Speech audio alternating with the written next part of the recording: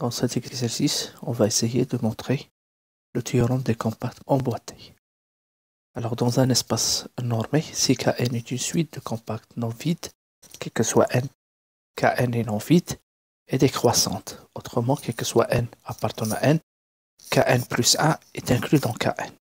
Montrer que l'intersection des Kn est non vide et montrer que si U est un ouvert tel que l'intersection des Kn est inclus dans U, alors il existe un N0 appartenant à N, tel que Kn0 est inclus dans U. Alors, on va montrer la première partie. Comme,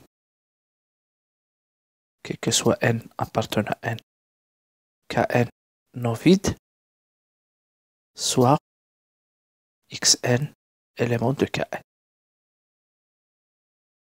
Comme, quel que soit N appartenant à N, Kn est inclus dans K0, cela implique que Xn est une suite d'éléments de K0, qui est compacte, qui est par définition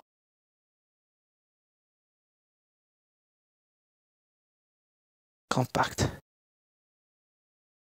Par suite, il existe O n vers n strictement croissante telle que x O n converge vers n x0, élément de K0.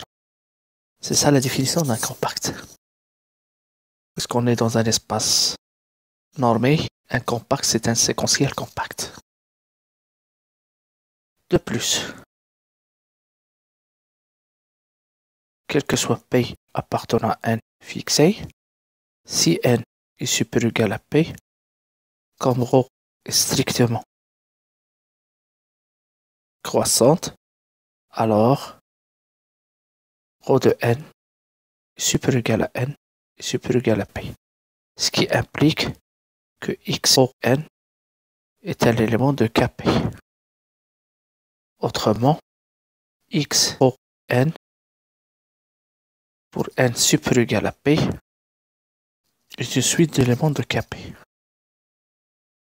Plus, cette suite converge vers x0.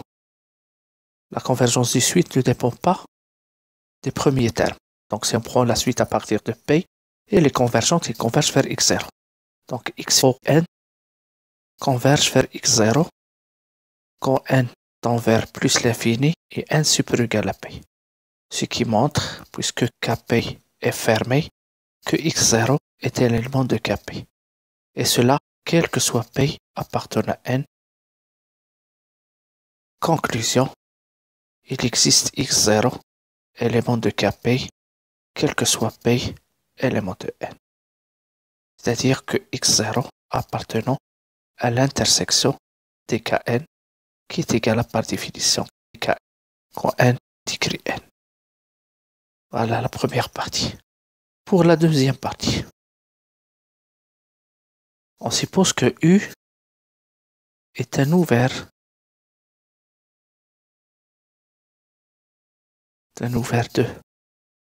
de E tel que K, qui est par définition l'intersection des Kn, est inclus dans U, montrant que il existe N0 tel que K N0 est inclus dans U.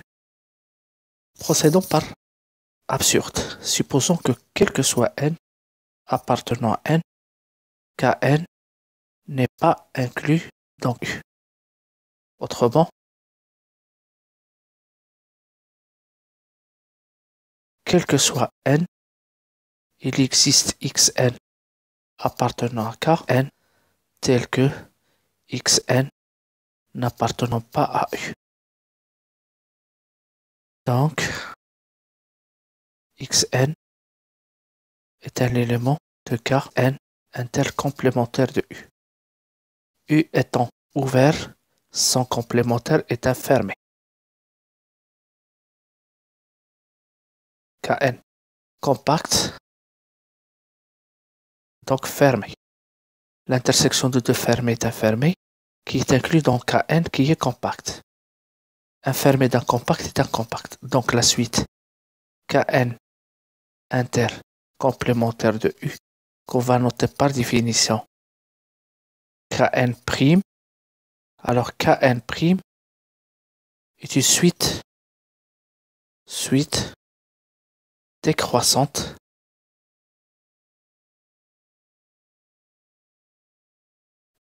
de compacts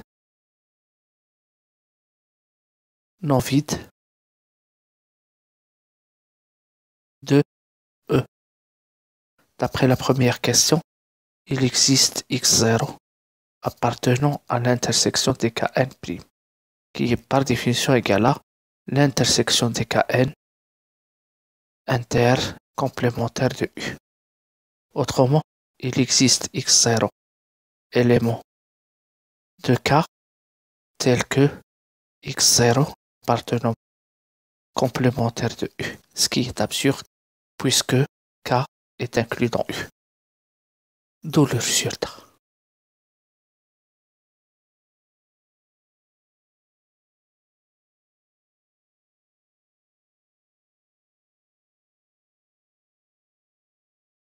Alors dans ce qui suit, on va montrer la première partie du théorème de Diri.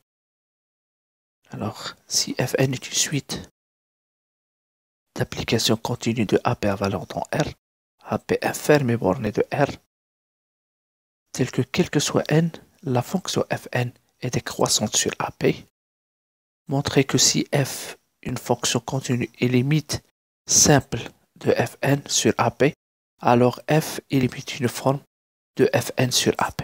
En effet, on a Fn est une suite qui converge simplement vers une fonction continue f, converge simplement vers f, qui est continue par hypothèse sur AP. On sait que si f est continu sur infermé borné par le théorème de n, il devient une fonction uniformément continue. Donc, théorème de n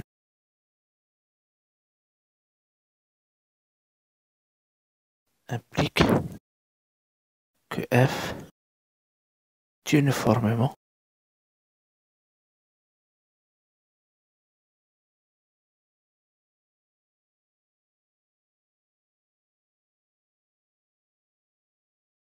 continue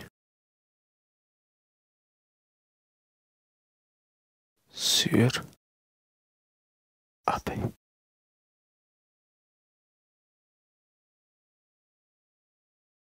Donc, quel que soit epsilon positif, il existe un état positif, quel que soit x, y, élément de AP. Vérifions x moins y est inférieur à état, alors f de x moins f de y est inférieur à epsilon. Alors, comme première étape, on va subdiviser par la subdivision usuelle de pas égale à p moins a sur n l'intervalle AP de telle sorte que le pas soit inférieur strictement à état.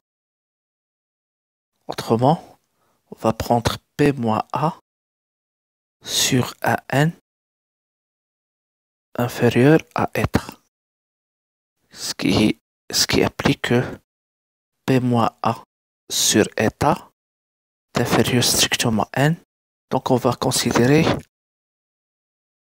en premier temps n0 est égal à la partie entière de p moins a sur état plus a. Donc, quel que soit n supérieur ou égal à n0, on est sûr que p moins a sur n est inférieur strictement à être. Et je subdivise AP par un n qui est supérieur ou égal à n0. Donc j'aurai A0, j'aurai A1, j'aurai AI, j'aurai AI plus 1, et après j'aurai AN qui est égal à P. Voilà la subdivision. Mais je suis sûr que le pas est inférieur strictement à être. En plus, comme la suite Fn converse simplement vers F sur AP, alors, quel que soit I appartenant à 1 jusqu'à N, quel que soit epsilon positif, il existe un N I tel que, quel que soit N supérieur ou égal à NI, on est sûr que Fn de AI moins F de AI est inférieur à epsilon. Et de là, on considère N1 est égal à le max des NI pour I varié de 0 jusqu'à N, qui est un élément de N. Et on a, quel que soit N supérieur ou égal à N1, Fn de AI moins F de AI est inférieur à epsilon, quel que soit I appartenant à 0 jusqu'à N. Donc pour un N supérieur ou égal à un max entre N0 et N1, que je vais appeler dans tout ce qui suit N2. Donc N est supérieur à N0, c'est-à-dire que P moins A, le pas de la subdivision sur N, est inférieur à être. Et Fn de AI moins F de AI est inférieur à epsilon, quel que soit I de 1 jusqu'à N. Et de là, si je choisis N toujours supérieur ou égal à N2, qui est le max de N0 et N1, on aura F de X pour un X élément de AP. Il faut mentionner que si X appartenant à AP, il existe un I appartenant à 0 jusqu'à N-A, tel que X appartenant à AI plus 1. Donc F de X moins F N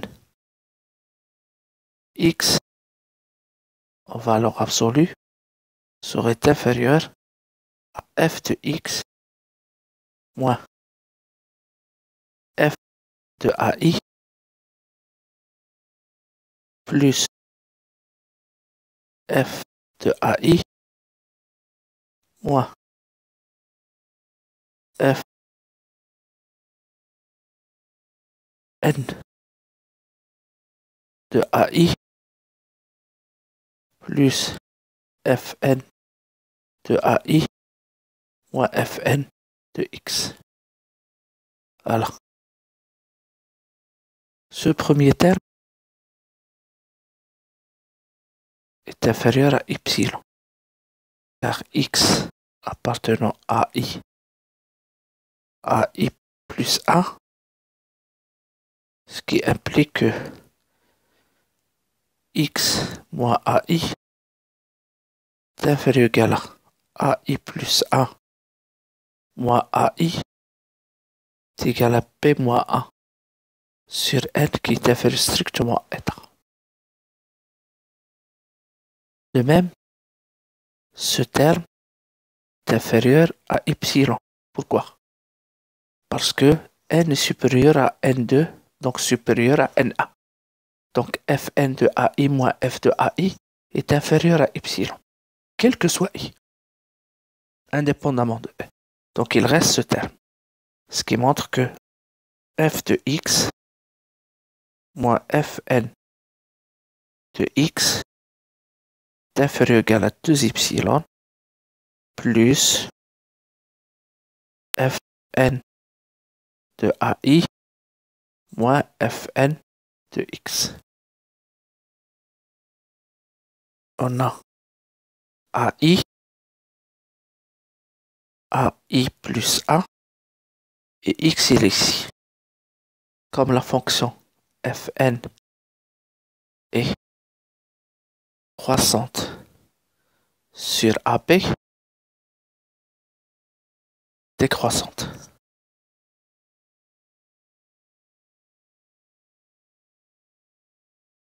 Sur AB, on aura donc AI plus 1 est supérieur à X, c'est que Fn de AI plus 1 est inférieur à Fn de X. Voilà. De même, cette quantité Fn de AI moins Fn de X aux valeurs absolues. X est supérieur à AI. Donc Fn de X est inférieur ou égal à Fn de AI.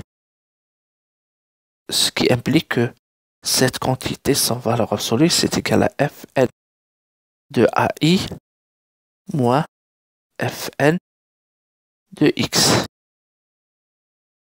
Et Fn de X moins Fn de AI est inférieur, d'après ça, Fn de X moins Fn de X est inférieur ou égal à moins Fn de AI plus 1. Ce qui montre que f de X moins Fn de X est inférieur ou égal à 2 epsilon plus Fn de AI moins Fn de AI plus 1. Qui est inférieur ou égal à 2 epsilon plus Fn de AI moins F de AI plus F de AI moins F de AI plus 1 plus F de AI plus 1 moins Fn de AI plus 1. Voilà. Cette quantité est inférieure ou égale à epsilon. Mais pourquoi? Parce que Fn de AI moins F de AI est inférieur à epsilon indépendamment de I, quel que soit n supérieur ou égal à N1. Et on a n supérieur ou égal à N2 qui est le max de N1 et N0.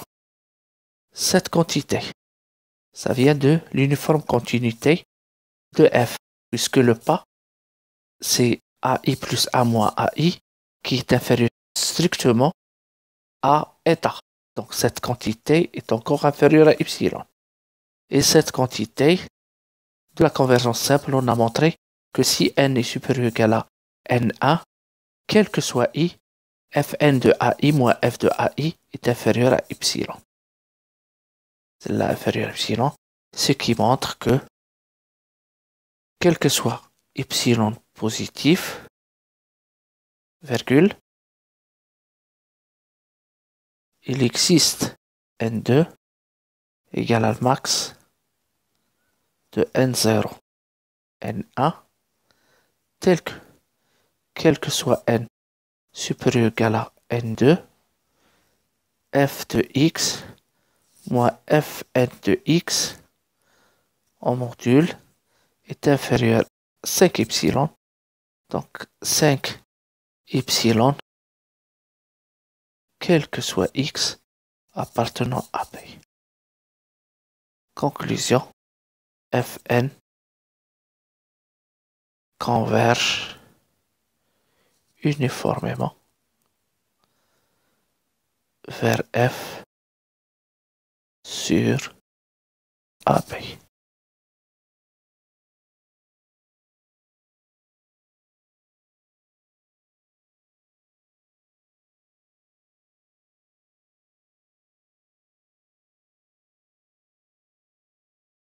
Théorème de Dynay, deuxième partie. Si Fn est une suite croissante d'éléments de C de AB R, toujours AB fermé borné, autrement quel que soit n, quel que soit x appartenant à B, Fn de x est inférieur ou égal à Fn plus A de x. Autrement, quel que soit x appartenant à B, la suite réelle Fn de x est croissante.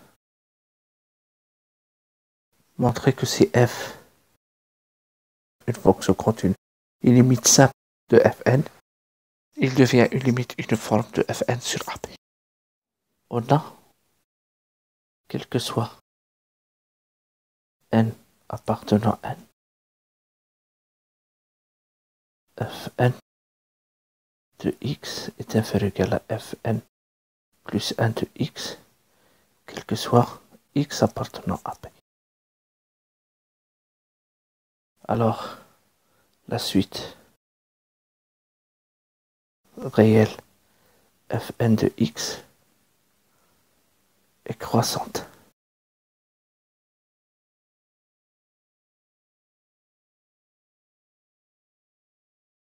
Et de la convergence simple de Fn vers f, on en déduit que Fn de x est croissante et converge vers f de x. Ce qui implique que f de x, ça serait le sup de suite croissante. Convergente, il converge vers son sup. De Fn de x pour n degré n. Ce qui montre que Fn de x est inférieur ou égal à f de x, quel que soit x appartenant à B. Ce qui montre que la suite de fonctions Gn, par définition égale à f moins Fn, est toujours positif. C'est une suite de fonctions d'éléments de... C'est une suite de fonctions définies sur AB à valeur dans R+. En plus, on a Gn converge simplement vers la fonction nulle, puisque Fn converge simplement vers f, donc Fn moins f converge simplement vers 0. Alors, pour montrer le résultat, il suffit de montrer que la norme de Gn infini tend vers 0 lorsque n tend vers plus l'infini. Je pose, quel que soit n, alpha n est égal à la norme infinie de Gn. C'est ça la convergence uniforme. Donc alpha n est une suite réelle.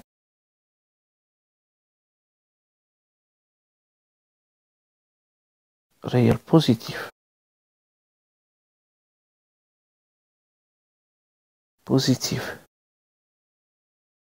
Quel que soit n, alpha n c'est la norme infinie de Gn, qui est bien définie puisque Gn est continu sur AP, puisque par hypothèse on a posé que la limite est continue. Donc le sup existe et c'est un élément de R+. Donc alpha n est une suite de réels positifs.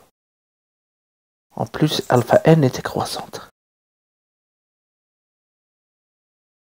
Pourquoi? C'est parce que tout simplement, on a, quel que soit n, fn de x est inférieur ou égal à fn plus 1 de x. Ce qui implique que moins fn plus 1 de x est inférieur ou égal à moins fn de x. Ce qui implique que f de x moins fn plus 1 de x est inférieur ou égal à f de x moins fn de x. Autrement, g n plus 1 de x est inférieur ou égal à gn de x. Ce qui montre que alpha n plus 1 est inférieur ou égal à alpha n. Donc alpha n est suite réelle décroissante et positive. Donc converge. Nous, on veut que alpha n converge vers 0. On va supposer que alpha n converge vers alpha qui est strictement supérieur à 0. On procède par absurde. Alors, alpha n est égal à sup de gn de x tel que x appartenant à AP.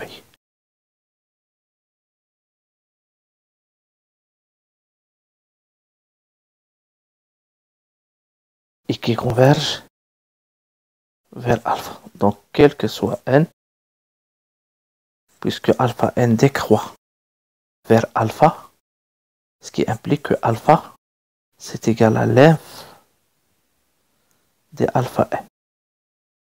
Autrement, quel que soit n, alpha est inférieur ou égal à alpha n. Donc, alpha n est supérieur à alpha sur 2. Et alpha n, c'est sup de gn de x pour x décrit AP. Et puisque gn est continu sur AP, fermé borné, ce sup est atteint. Donc c'est un gn d'un cn.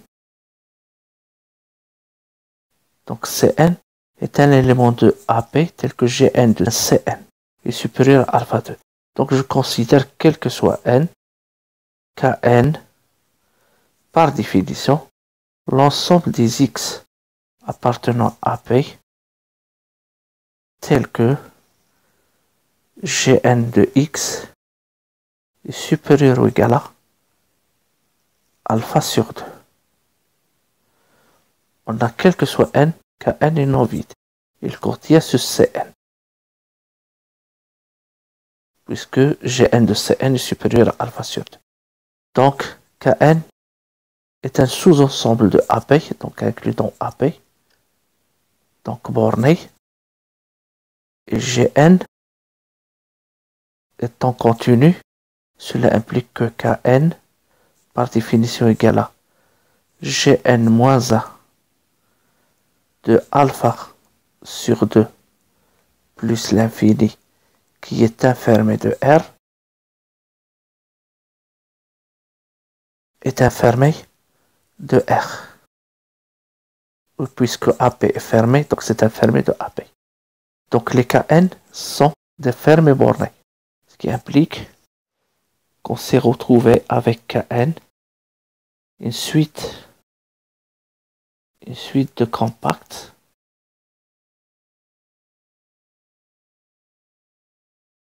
non vides, quel que soit n, Kn contient au moins Cn. De plus, comme chez n plus 1 est inférieur ou égal à Gn, quel que soit n, alors Kn plus 1 est inclus dans Kn.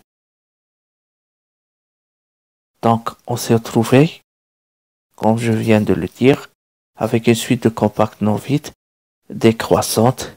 Et d'après le théorème qu'on a montré tout à l'heure, des compacts emboîtés,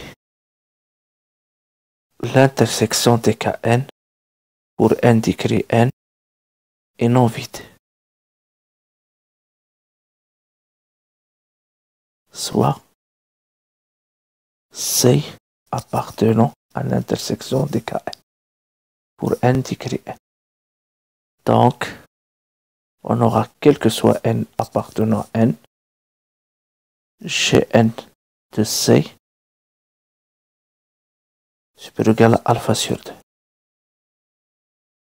qui est supérieur strictement à 0. Et comme Gn converge simplement vers la fonction nulle, on aura que Gn de C converge vers 0. Ce qui est absurde puisque on a montré que Gn de C est supérieur ou égal à alpha sur 2. Donc ce qu'on a supposé est faux.